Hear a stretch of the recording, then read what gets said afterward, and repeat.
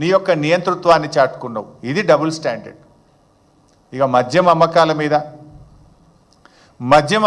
మీద ఈయన మాయదారి మాటలు కూడా ఒకసారి చూద్దాం.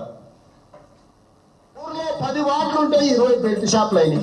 ఇవాళ ఇంట్లో ఆయనే తాగుపోతే కష్టం ఉంటే పిల్లగాడు కూడా తాగొచ్చినాక వానెక్కడ పట్టాలి, ఈయనెక్కడ పట్టాలి?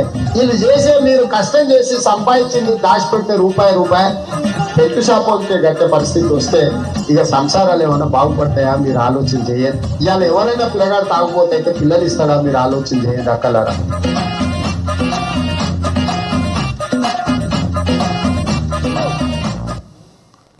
అప్పుడేమో మద్యం వద్దని పద్యం, ఇప్పుడేమో మద్యమే మాధ్యం. ఇది రేవంత్ తీరు. నేను అసెంబ్లీలో కూడా అడిగిన ఈ మాట. ఈ సంవత్సరం బడ్జెట్లో గత సంవత్సరం కంటే 10,000 కోట్ల రూపాయలు మద్యం మీద అధిక ఆదాయం కావాలని లక్ష్యంగా పెట్టుకున్నారు. వీళ్ళు బడ్జెట్లో పెట్టుకున్నారు. ఈ మధ్య రేవంత్ రెడ్డి ఎక్సైజ్ శాఖను రివ్యూ చేసినాడు. రివ్యూ చేసి అమ్మకాలు తగ్గుతున్నాయి, సేల్స్ పెరగాలి కదా.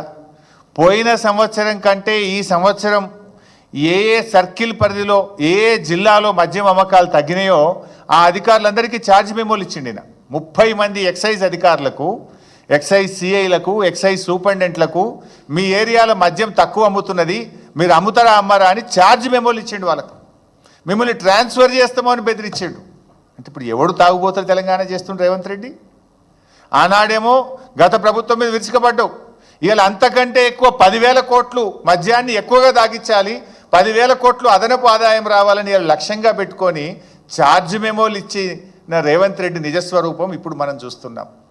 ఆనాటి స్వరూపం ఏంది, ఈనాటి నిజస్వరూపం ఈరోజు మన ముందు కనబడుతుంది. అంటే ఇవాళ బెల్ట్ షాపులు ఆ రోజు గ్రామానికి కోటి ఉంటే రేవంత్ రెడ్డి పాలనలో గల్లీకి ఒక బెల్ట్ షాప్ వచ్చింది.